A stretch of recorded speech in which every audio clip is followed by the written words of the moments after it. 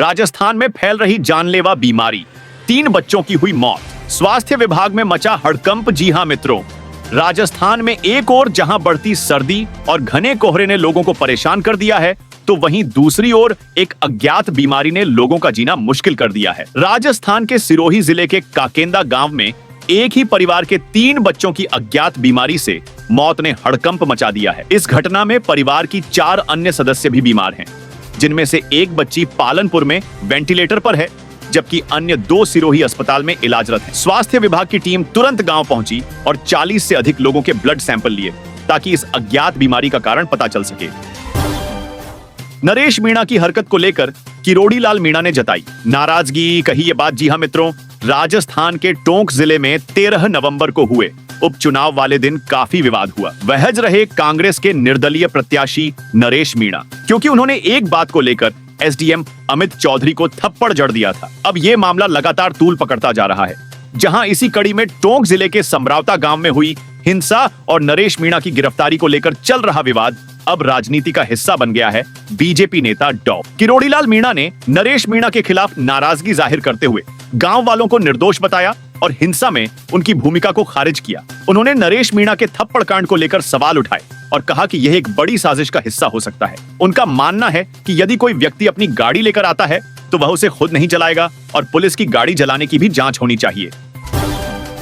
जहाजपुर कस्बा आज तीसरे दिन भी बंद, महिलाएं निकालेंगी कैंडल मार्च। जी हां मित्रों, राजस्थान के शाहपुरा जिले के जहाजपुर में जल झूलनी एकादशी के दिन भगवान पीतांबर श्याम की पालकी पर मस्जिद से पथराव की घटना के बाद से स्थिति तनावपूर्ण बनी हुई है। घटना के 2 महीने बाद भी हिंदू संगठनों की मांगों पर कोई ठोस कार्रवाई न होने से पीतांबर श्याम संघर्ष समिति ने 15 नवंबर से अनिश्चितकालीन बंद का आह्वान किया है। 16 नवंबर को जहाजपुर में व्यापारियों और आम जनता ने इस बंद का समर्थन किया है और कस्बे का व्यापारी वर्ग भी दुकानें बंद रखे हुए हैं। जस्टिस जैन ने कहा, महाभारत और पौराणिक ग्रंथों में कर्म एवं न्याय की अवधारणा की ओर फिर लौटना पड़ेगा। जी हां मित्रों, राजस्थान उच्च न्यायालय के न्यायाधीश अशोक कुमार जैन ने कहा कि महाभारत और अन्य पौराणिक ग्रंथों में कर्म और न्याय की अवधारणा को वापस लौटना होगा। हमें अपने अतीत को संभालना है और पूरे विश्व को ज्ञान और नैतिकता का पाठ पढ़ाना है। जैन शुक्रवार को मानवी की पीठ सभागार में आरयू के संस्कृत विभाग और पंचवर्षीय लॉ कॉलेज द्वारा भारतीय ज्ञान परंपरा में कानून और न्याय की अवधारणा विषय पर आयोजित अंतर्राष्ट्रीय सेमिनार को संबोधित कर रहे थे। उन्होंने कहा कि अदालत में याचिका अंतिम विकल्प होना चाहिए। पहले मामले की मध्यस्थता और अनौपचारिक समाधान का प्रयास किया जाना चाहिए। ऐसा भारतीय परंपरा में प्रचलित था। आरयू के चांसलर प्रो अल्पना कटेजा ने प्राचीन भारतीय विचारकों बृहस्पति, कात्यायन, शुक्र एवं कामंदक के उदाहरणों के साथ भारतीय न्याय व्यवस्था एवं दंड व्यवस्था के प्राचीन स्वरूप पर व्याख्यान दिया। पार्ट टाइम नौकरी और निवेश पर हाई रिटर्न के नाम पर फ्रॉड, राजस्थान से 4 ठग गिरफ्तार। जी हां मित्रों, राजस्थान में नौकरी के नाम पर ठगी और निवेश का झांसा देकर धोखाधड़ी करने वाले एक गिरोह के 4 सदस्यों को पुलिस ने गिरफ्तार किया है। इस मामले को लेकर पुलिस ने शुक्रवार को जानकारी दी कि आरोपी मुख्य रूप से कॉलेज छात्रों के नाम पर बैंक खाते खुलवाकर ठगी की गतिविधियों को अंजाम देते थे। न्यूज एजेंसी की रिपोर्ट के मुताबिक गिरफ्तार किए गए आरोपियों में अभय धनचरण 19, अरविंद कुमार 19, पवन बिश्नोई 18 और सवाई सिंह 21 शामिल हैं। ये आरोपी लोगों को प्रतिष्ठित कंपनियों में पार्ट टाइम नौकरी का झांसा देकर ठगी करते थे। पुलिस को इस गिरोह की जानकारी तब मिली जब दक्षिण पूर्व डिवीजन के सीएन पुलिस स्टेशन में एक महिला ने शिकायत दर्ज कराई। महिला को पार्ट टाइम नौकरी दिलाने के नाम पर 12,43,250 की ठगी का शिकार बनाया गया था। जांच के दौरान पता चला कि यह राशि एक कॉलेज छात्र के बैंक खाते में जमा कराई गई थी।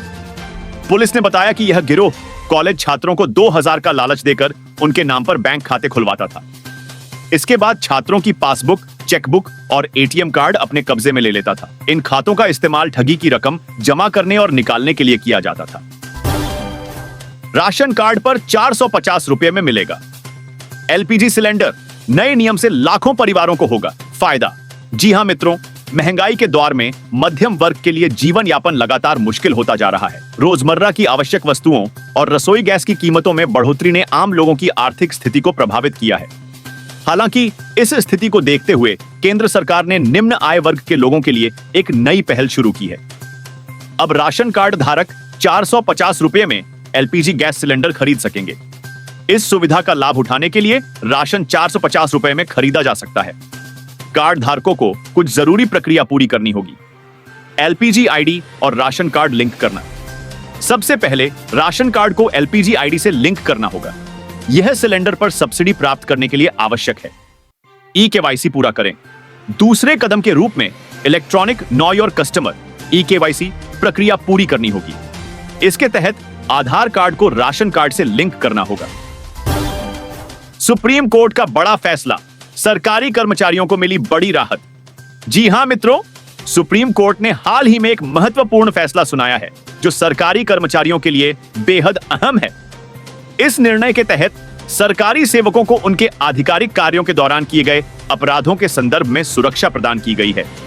यह फैसला राजस्थान हाई कोर्ट द्वारा दिए गए निर्णय को बरकरार रखते हुए आया है और इसमें सीआरपीसी की धारा 117 की भूमिका को स्पष्ट किया गया है। न्यायमूर्ति एसके कौल और न्यायमूर्ति हेमंत गुप्ता की पीठ ने अपने आदेश में कहा कि सीआरपीसी की धारा 197 का उद्देश्य सरकारी कर्मचारियों को अनावश्यक उत्पीड़न से बचाना है। इसके अनुसार किसी भी सरकारी कर्मचारी पर उसके आधिकारिक कर्तव्य के दौरान किए गए कथित अपराधों के लिए मुकदमा चलाने के लिए सक्षम प्राधिकारी की पूर्व अनुमति अनिवार्य है। यह कानून अदालत को बिना अनुमति ऐसे मामलों का संज्ञान लेने से रोकता है। 8 महिलाओं को अब पति से नहीं मांगने पड़ेंगे पैसे। सरकार ने किया ऐसा ऐलान। जी हां मित्रों, सरकार का ध्यान इन दिनों देश की आधी आबादी यानी महिलाओं को आत्मनिर्भर बनाने की तरफ है। यही वजह है कि केंद्र राज्य सरकारें महिलाओं को लेकर समय समय पर कल्याणकारी योजनाएं लॉन्च करती हैं। इन योजनाओं के पीछे सरकार का लक्ष्य न केवल महिलाओं को आत्मनिर्भर बनाना है, बल्कि आर्थिक सामाजिक रूप से मजबूत भी करना है। इस क्रम में मध्य प्रदेश सरकार ने पिछले दिनों लाडली बहना योजना की शुरुआत की है। इस योजना में फिलहाल महिलाओं को हर महीने 1250 रुपए आर्थिक सहायता के रूप में दिए जाते हैं। बिजली उपभोक्ता ध्यान दें, भजनलाल सरकार दे रही है यह बड़ा ऑफर, मौका ना चूकें।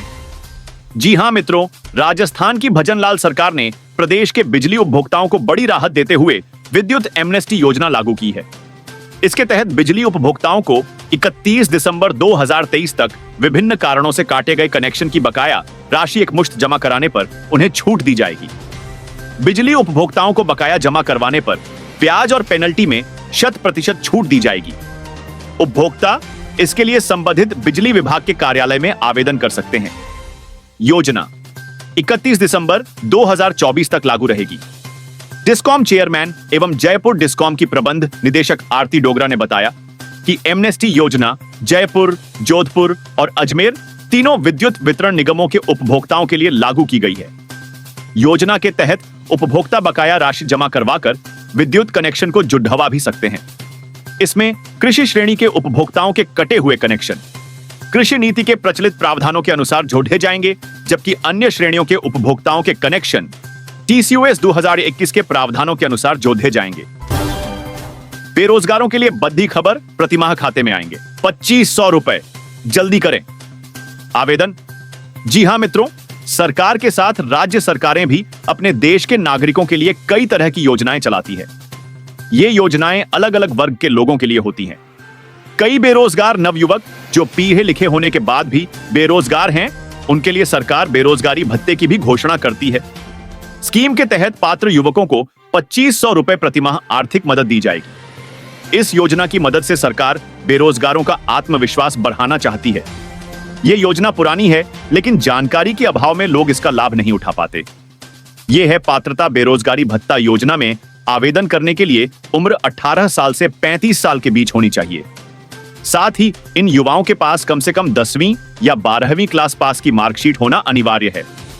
जिन परिवारों को 10,000 रुपए तक की पेंशन मिल रही होती है, उनसे ताल्लुक रखने वाले युवा भी इसके लिए आवेदन नहीं कर सकते हैं। आवेदक के पास कोई नौकरी नहीं होनी चाहिए और लाभार्थी को किसी भी सूरत में टैक्स पेयर्स नहीं होना चाहिए। इसके अलावा घर से पूर्व और वर्तमान मंत्रियों, विधानसभा सदस्य, नगरीय निकाय, महापौर, जिला पंचायत अध्यक्ष के परिवारों के लोग भी इस स्कीम में आवेदन नहीं कर सकते। जयपुर में आज एक स्थानीय क्रिकेट टूर्नामेंट का फाइनल मुकाबला हुआ, जिसमें टीम ए ने शानदार प्रदर्शन करते हुए टीम बी को 50 रनों से हराकर खिताब अपने नाम किया। पहले बल्लेबाजी करते हुए टीम ए ने निर्धारित 20 ओवरों में 175 रनों का चुनौतीपूर्ण स्कोर बनाया। टीम बी की गेंदबाजों ने शुरुआत में कड़ी मेहनत की, लेकिन टीम ए के बल्लेबाजों ने उन्हें कोई मौका नहीं दिया। टीम ए के प्रमुख बल्लेबाज ने 70 रन की शानदार पारी खेली, जिसमें 5 चौके और 3 छक्के शामिल थे। जवाब में टीम बी निर्धारित लक्ष्य को हासिल करने में सफल नहीं हो पाई और पूरी टीम 125 रन पर आउट हो गई। टीम ए की गेंदबाजी भी बेहतरीन रही, जिसमें उनके प्रमुख गेंदबाज ने 3 महत्वपूर्ण विकेट चटकाए। मैच के बाद टीम ए के कप्तान को मैन ऑफ द मैच का पुरस्कार दिया गया। इस जीत ने टीम ए के खिलाड़ियों को काफी उत्साहित किया और उनकी मेहनत का फल मिला। राजस्थान विधानसभा का सत्र आज से शुरू हो गया, जिसमें सरकार ने कई महत्वपूर्ण विधेयकों को पेश किया। मुख्यमंत्री ने राज्य के समग्र विकास के लिए नई नीतियों पर चर्चा की और राज्य की प्रगति के लिए योजनाओं की घोषणा की। सत्र के पहले दिन ही सरकार ने आर्थिक सुधारों, शिक्षा, स्वास्थ्य और बुनियादी ढांचे के विकास के लिए कई अहम प्रस्ताव पेश किए। मुख्यमंत्री ने राज्य की सामाजिक और आर्थिक स्थिति को मजबूत करने के लिए सरकार की प्रतिबद्धता को दोहराया और विपक्ष से भी सहयोग की अपील की। उन्होंने राज्य के ग्रामीण इलाकों में रोजगार सृजन और युवाओं के लिए अधिक अवसरों की बात की। विधानसभा में इस सत्र के दौरान कई मुद्दों पर बहस की संभावना है, जिसमें किसानों की समस्याएं, जल संकट और शिक्षा सुधार शामिल हैं। विधानसभा का यह सत्र आगामी चुनावों की दिशा को प्रभावित कर सकता है।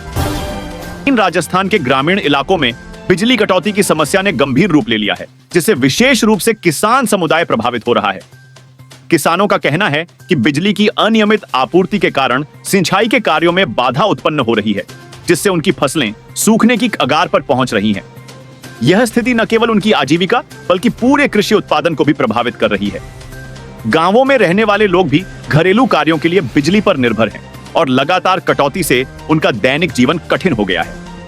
किसानों ने सरकार और प्रशासन से अपील की है कि बिजली आपूर्ति को सुचारू बनाया जाए और जल्द से जल्द समाधान निकाला जाए, ताकि उनके खेती बाड़ी के काम सामान्य रूप से चल सकें। सरकार ने इस मुद्दे को गंभीरता से लेने का आश्वासन दिया है और बिजली विभाग को आवश्यक कदम उठाने के निर्देश दिए हैं, ताकि ग्रामीण इलाकों में राहत पहुंचाई जा सके। जयपुर स्थित राजस्थान विश्वविद्यालय में छात्रों ने हाल ही में अपनी मांगों को लेकर जोरदार प्रदर्शन किया। बड़ी संख्या में छात्र इस प्रदर्शन में शामिल हुए और उन्होंने विश्वविद्यालय प्रशासन से अपनी मांगों पर ध्यान देने की अपील की। छात्रों की प्रमुख मांगों में लंबित परीक्षा परिणामों को जल्द से जल्द जारी करना और शैक्षणिक सुविधाओं में सुधार शामिल है। छात्रों का कहना है कि देरी से आने वाले परीक्षा परिणाम उनके करियर की योजनाओं को प्रभावित करते हैं, जिससे उन्हें आगे की पढ़ाई या नौकरी के अवसरों में कठिनाई का सामना करना पड़ता है। इसके अलावा शैक्षणिक सुविधाओं की कमी, जैसे कि पुस्तकालयों में संसाधनों की कमी, डिजिटल सुविधाओं का अभाव और बुनियादी ढांचे की समस्याओं पर भी छात्र ध्यान आकर्षित कर रहे हैं।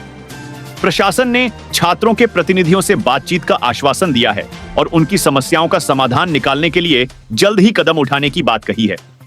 प्रदर्शन के दौरान शांति बनाए रखने के लिए पुलिस भी तैनात रही। जनवरी में आयोजित होने वाले वार्षिक ऊंट महोत्सव की तैयारियां जोरों पर हैं। यह महोत्सव बीकानेर की समृद्ध संस्कृति और परंपरा का प्रतीक है और इसे देखने के लिए देश विदेश से पर्यटक बड़ी संख्या में आते हैं। महोत्सव का मुख्य आकर्षण ऊंटों की भव्य परेड होती है, जिसमें सजे धजे ऊंटों की शान देखने लायक होती है। इसके अलावा इस महोत्सव में ऊंटों से संबंधित विभिन्न खेल प्रतियोगिताएं भी आयोजित की जाती हैं, जो पर्यटकों के लिए अद्वितीय अनुभव प्रदान करती हैं। पारंपरिक लोक संगीत और नृत्य के कार्यक्रम महोत्सव की रौनक को और बढ़ा देते हैं। स्थानीय हस्तशिल्प, व्यंजन और प्रदर्शनी भी महोत्सव का हिस्सा होती है, जिससे पर्यटकों को राजस्थान की समृद्ध संस्कृति और कला का अनुभव होता है। बीकानेर प्रशासन और स्थानीय लोग इस महोत्सव को सफल बनाने के लिए जुटे हुए हैं, जिससे पर्यटकों को एक अविस्मरणीय अनुभव मिल सके।